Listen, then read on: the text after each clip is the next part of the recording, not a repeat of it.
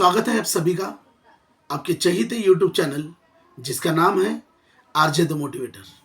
मैं राहुल जोशी। छोटी बातें किफ़ायती बातें इस सेगमेंट के अंडर आज आप सभी को रिमाइंड करना चाहता हूँ कि इसके पहले जो भी वीडियोस मैंने शूट किए थे उसमें मैंने आपको बताया था कि शेयर मार्केट और ट्रेडिशनल प्लान्स, जैसे ट्रेडिशनल प्लान्स में आपकी LIC होगी, आपके बैंक FDs होंगे, आपकी पोस्ट ऑफिसेस की स्कीम्स होंगी, तो ये होगा ट्रेडिशनल। और ये जो शेयर मार्केट है, ऐसे दोनों में भी इन्वेस्टमेंट हमें करनी चाहिए। वो कितनी % में करनी चाहिए, that is depend on our mindset.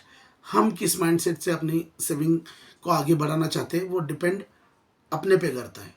लेकिन पूरी तरह से डिपेंडेंसी शेयर मार्केट पे होना ये भी गलत होगा, और पूरी तरह से डिपेंडेंसी अपना ट्रेडिशनल प्लान्स में करना ये भी गलत होगा। तो अपना माइंडसेट के हिसाब से हमें ये इन्वेस्टमेंट ये समान तरीके से होनी चाहिए। वो परसेंटेज वाइज आप खुद इन्वेस्ट करना चाहते हो तो वो आप पे डिपेंड है।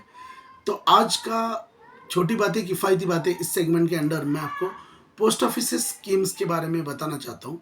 और जो मुझे सबसे अच्छी स्कीम लगती है आज की तारीख में वो है MSSC, महिला सम्मान सेविंग सर्टिफिकेट।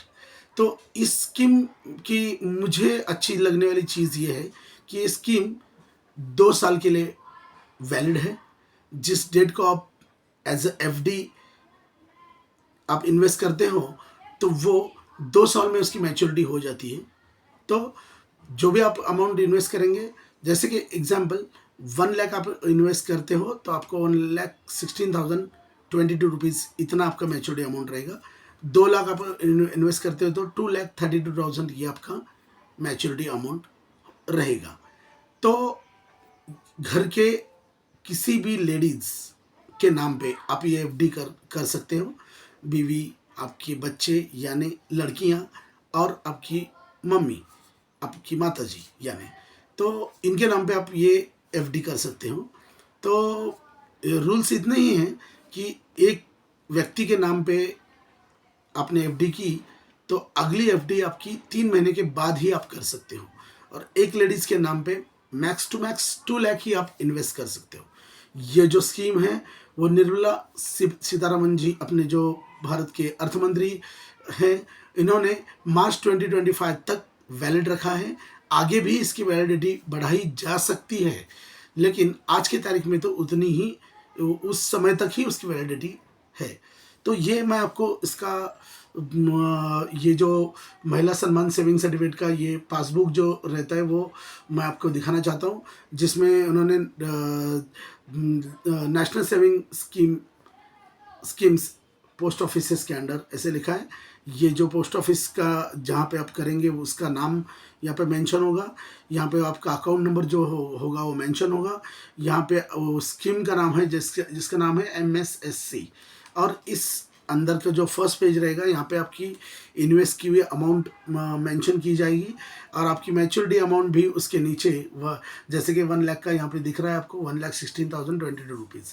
तो ये एज सिंपल एज दैट। इसलिए मैं कहूँगा कि घर की लेडीज़ के नाम पे वो जब FD हो जाएगा तो उसकी मैच्योरिटी की अमाउंट, मैच्योरिटी का टेन्योर जो है वो 2 साल होने की वजह से आने वाले 2 सालों में जो भी अपना इम्पॉर्टेंट टास्क, कोई IMP वर्क रहेगा या कोई आपका टारगेट रहेगा, या बच्चों के एडमिशन्स, या कुछ करियर के रिगार्डिंग, या आपके प्रॉपर्टी के रिगार्डिंग कुछ प्लान्स रहेंगे, वो आप एग्जीक्यूट कर सकते हैं, क्योंकि इसका टेन्योर जो है वो कम है, 2 साल का है। तो ये ध्यान में रखिए कि ये सबसे अच्छी स्कीम है मेरे नज़रिए से। और जैसे कि इसके पहले आपको पता ही रहेगा कि पोस्ट ऑफिस में PPF का खाता खुलवाया जाता है। ये PPF का पासबुक है। तो पब्लिक PPF का मतलब है पब्लिक प्रोविडेंट फंड। जैसे आप किसी कंपनी में काम करते हो तो आपका वहाँ पे जो डिडक्शन होता है और आप खुद से जो 12% का पे ऑफ करते हैं वो EPF, एम्प्लॉय प्रोविडेंट फंड, इस नाम से होता है। और पोस्ट ऑफिस में या बैंक में जो भी आप as a provident fund invest करते हो उसे पब्लिक प्रोविडेंट फंड ऐसे कहा जाता है। इसका रेट ऑफ इंटरेस्ट जो रहता है वो 7.1 इतना उसका परसेंटेज रहता है। और MSSC जो अभी मैंने स्कीम के बारे में आपको बताया उसका सबसे एडवांटेज ये है कि उसका रेट ऑफ इंटरेस्ट सबसे ज़्यादा यानी 7.5% इसका रेट ऑफ इंटरेस्ट MSSC महिला सम्मान सेविंग सर्टिफिकेट का है। ये चीज़ मैं आपको रिमाइंड करना चाहता था, इसलिए मैंने PPF के बताने जब भी मैं आपको इन्फॉर्मेशन दे रहा हूँ उसके बीचों बीच मैंने ये बात आपको रिमाइंड कराई। तो अभी तो मैं आपको PPF के बारे में बताऊंगा। तो PPF इसलिए अच्छा है कि आप अपना इन्वेस्टमेंट किसी अदर स्कीम में जब डालते हो उसमें बहुत सारे क्लॉजेस या बहुत सारी चीज़ें होती है। तो इस PPF स्कीम में ये भी बहुत सिंपल स्कीम है। 15 ईयर्स का इसका टोटली टीन्योर रहता है।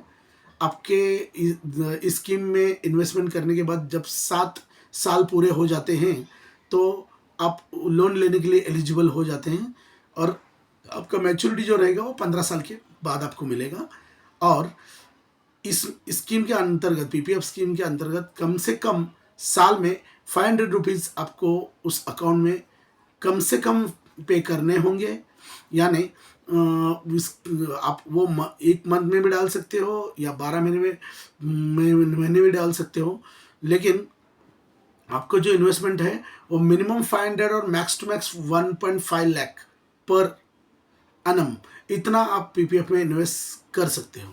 और इसका PPF का जो बेनिफिट है वो बेनिफिट ये है कि PPF स्कीम के अंडर आप जो भी अमाउंट आपका जैसे जैसे बढ़ते जाएगा वैसे वो जो चक्रवाढ़ वाइज कहते हैं इस तरह से आपको उसका बेनिफिट मिलते जाएगा। तो पोस्ट ऑफिसेस के अंडर मैंने 2 स्कीम के बारे में आपको इन्फॉर्मेशन बताया कि एक MSSC जो पूरी तरह से महिलाओं की के लिए FD की स्कीम है, 2 साल वैलिड होने वाली। और अभी जो मैंने आपको बताया वो है PPF पब्लिक प्रोविडेंट फंड जिसका टीनियर 15 ईयर्स का है और 8 साल के बाद आपको लोन इसमें दिया जाता है। और MSSC में आपको 7.5 का इंटरेस्ट रेट दिया जाता है और आपके PPF में 7.1% का आपको इंटरेस्ट रेट दिया जाता है। तो इसके बाद पोस्ट ऑफिसेस की और भी कुछ स्कीम्स है जो अच्छी हैं, जैसे कि आपका किसान विकास पत्र जिसे KVP कहा जाता है। तो ये आपकी अमाउंट दुगनी करने के लिए ये स्कीम गवर्नमेंट ने इंट्रोड्यूस की है बहुत साल पहले। जो सबसे पुरानी जो स्कीम है तो ये किसान विकास पत्र ही है। तो ये भी आपकी FD की स्कीम है। तो इसमें आपका अमाउंट जो है वो दुगना होता है।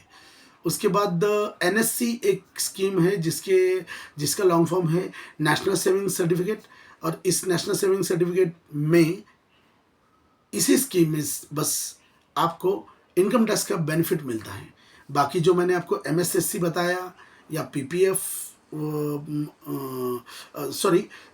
MSSC बताया और KVP बताया, इसमें आपका टैक्स एग्जम्पशन आपको टैक्स रिबेट नहीं मिलता है, लेकिन आपका पब्लिक प्रोविडेंट फंड और NSC इस स्कीम में आपको इनकम टैक्स में रिबेट आपको मिल सकता है। जो ATC के अंडर 1.5 लाख का अपने को अभी तक तो गवर्नमेंट हमें अलाउड कर रहा है ATC के अंडर 1.5 लाख के इन्वेस्टमेंट आप दिखा सकते हो। इसमें आप ये पोस्ट ऑफिसेस के ये 2 स्कीम का जो समावेश आप कर सकते हो।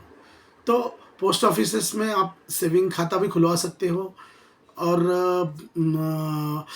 भी कुछ स्कीम्स हैं पोस्ट ऑफिसेस की, लेकिन मोस्टली हाईलाइटेड जो स्कीम्स है वो MSSC, आपका PPF, KVP, NSC ये सबसे ज़्यादा चलने वाली स्कीम्स है।